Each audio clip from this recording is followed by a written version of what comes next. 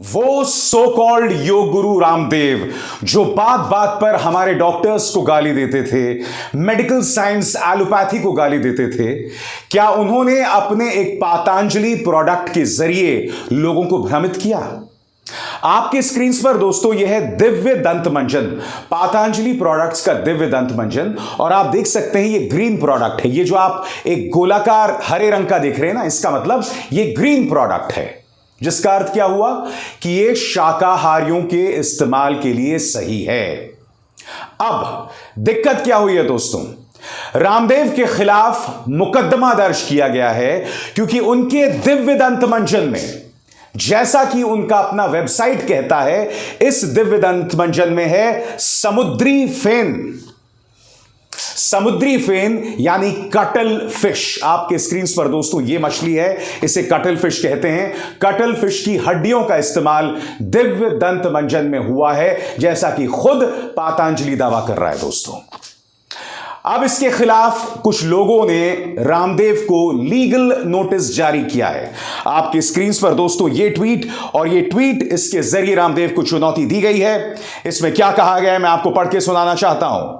Advocate Sasha Jain है आपके screen पर।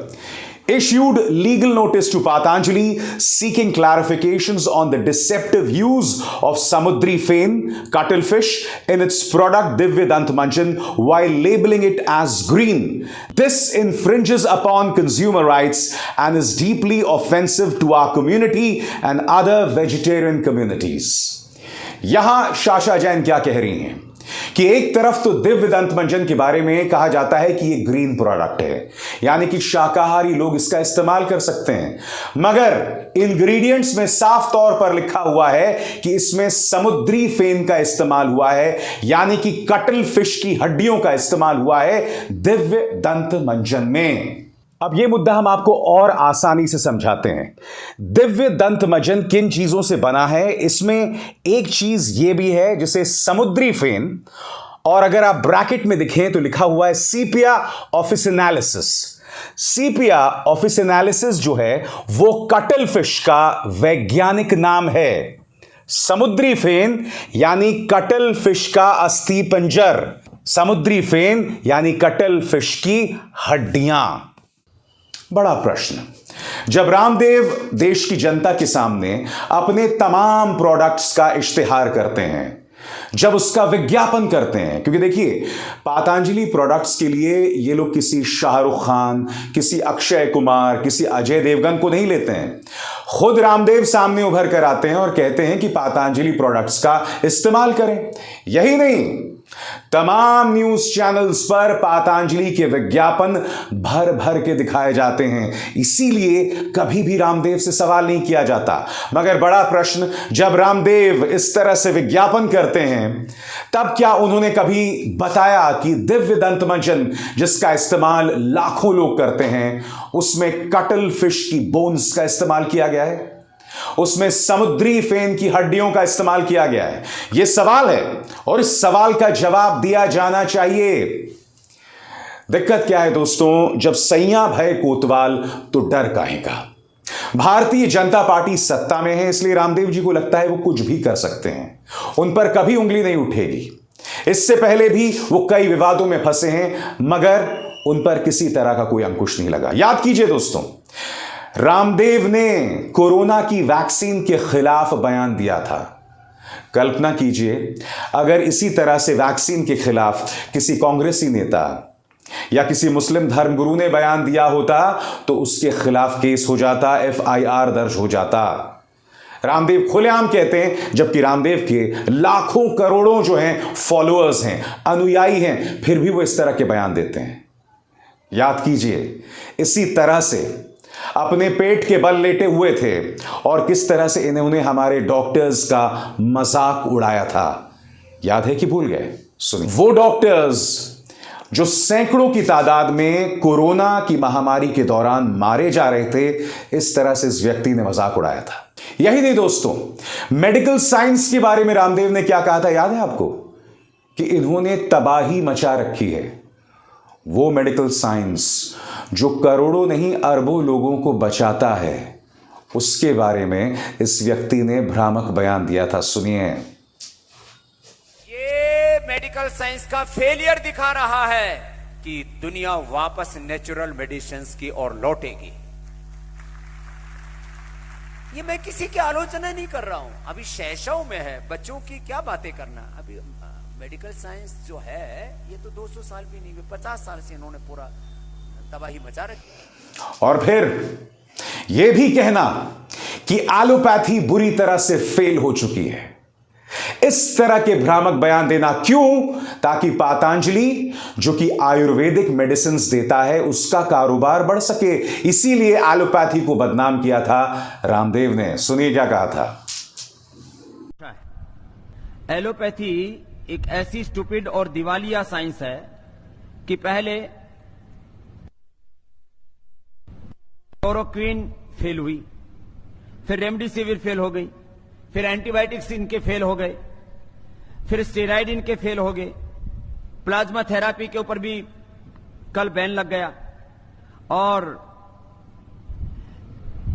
इवरमाक्टिन भी फेल हो गया, और जो है अभी एक बुखार के लिए क्या दे रहे हैं वो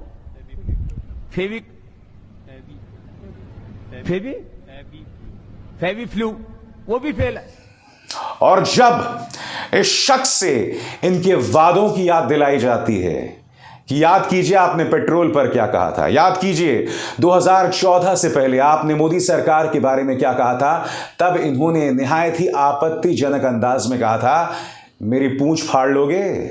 सुनिएगा कहा था। बाबा जी, आपने तो टीवी चैनल पर यह कहा था कि कौन सी सरकार आपको चाहिए, 40 रुपए पेट्रोल वाली सरकार, 300 रुपए सिलेंडर वाली सरकार। बाबा जी अच्छे भी कुछ आप ही ने कहा था सरकार बनी थी, आपने कहा था कि नहीं कहा था? बाबा जी मैंने कहा था पूछ पड़ेगा मेरी। बाबा जी रामदेव जी, आपकी पूंछ कौन फाड़ सकता है? वैसे पूंछ जो होती है वो जानवरों की होती है, मगर आपको इन सवालों का जवाब देना होगा। आपके दिव्य दंत मंजन जिसके बारे में कहा गया है कि वो एक ग्रीन प्रोडक्ट है, उसमें कटल फिश बोन्स कैसे पाई गई? मैं जानता हूं कि आपके इंग्रेडिएंट्स में साफ तौर पर लिखा हुआ है, यानी कि उसमें किन किन चीजों का इस्तेमाल किया गया है, उसमें साफ तौर पर लिखा गया है कि उसमें समुद्री फेन है, लिखा हुआ है उसमें। मैं खुद मांसाहारी हूं, मुझे फर्क नहीं पड़ेगा, मगर जब आप ये कहते हैं कि वो एक ग्रीन प्रोडक्ट है, जब आप ये कहते हैं कि भाई इसमें ये शाकाहारी लोगों के लिए ठीक है, मगर फिर अगर उसमें समुद्री फेन का इस्तेमाल किया जा रहा है तो क्या ये सही है? ये भ्रामक तो नहीं है? इन सवालों के जवाब रामदेव को देने होंगे और इन सवालों से आप बच नहीं सकते दोस्तों। मगर इससे एक बहुत बड़ा प्रश्न पैदा हुआ है। होता क्या है दोस्तों, अमूमन आयुर्वेद का इस्तेमाल वो लोग करते हैं जो शाकाहारी होते हैं, मगर कई लोग नहीं जानते कि आयुर्वेद के अंदर एनिमल प्रोडक्ट्स का इस्तेमाल किया जाता है, मांस का इस्तेमाल किया जाता है, हड्डियों के चूरमे का इस्तेमाल होता है। हाथ कंगन को आरसी किया, ट्विटर पर एक हैंडल है द लिवर डॉक, और उन्होंने बाकायदा एक पूरी लंबी चौड़ी लिस्ट दी है उन चीजों की जो कहने को आयुर्वेद है, मगर उसमें एनिमल प्रोडक्ट्स का इस्तेमाल हुआ है, जानवरों की हड्डियों और जानवरों के मांस का इस्तेमाल किया गया है। हाथ कंगन को आरसी किया, खुद देखते हैं दोस्तों। अब सबसे पहले दोस्तों आपके स्क्रीन पर मयूर चंद्रिका भस्म, आप जानते हैं मयूर चंद्रिका भस्म किससे बनता है? मोर के जो पंख होते हैं ना, उस मोर के पंख को पाउडर किया जाता है, उसका चूरा बनाया जाता है और उससे बनता है मयूर चंद्रिका भस्म। क्या आप ये बात जानते थे?